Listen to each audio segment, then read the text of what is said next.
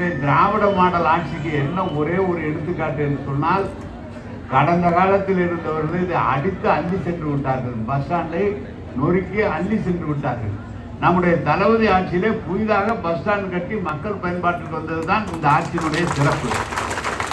தளபதியுடைய 5 ஆண்டு காலத்தில் தளபதியுடைய ஆட்சியில 1,30,00,000 பேருக்கு கூடுதலாக வரும். இப்போது 1,30,00,000 பேருக்கு கூடுதலாக வரும். மேலும் 1 கோடி பேருக்கு பணிகள் நடைபெற்றுக் கொண்டிருக்கிறது.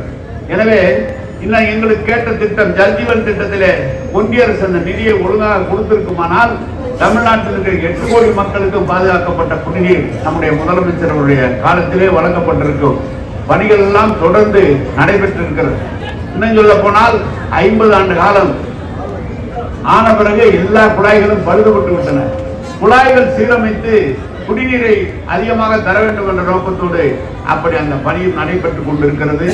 சென்னை போன்ற நகரங்கள், கோவை நகரம், மதுரை, திருச்சி, நாகப்பட்டினம், தஞ்சாவூர், தூத்துக்குடி, திருநெல்வேலி எல்லா பகுதிகளுக்கும் பெரிய நகரங்களிலே, சேலம், அதே போல வேலூர், இன்னைக்கு எதே ஒரு திட்டம் நிறுத்திருக்கிறது என்று சொன்னால் 2வது ஒகேனக்கல் கூட்டுக்குடிநீர் திட்டம் ஒன்றிய அரசு நிதி தராதனால் திருவண்ணாமலை மாவட்டம், கள்ளக்குறிச்சி மாவட்டம், நமது விழுப்புரம் மாவட்டம் பாதித்திருக்கிறது தவிர பாக்கி எல்லா இடங்களிலும் தமிழ்நாட்டில் எல்லா மக்களுக்கும் பாதுகாக்கப்பட்ட குடிநீர் இந்த 5 ஆண்டு காலத்தில் நம்முடைய முதலமைச்சர் அவர்கள் வழங்கி இருக்கிறார்கள்.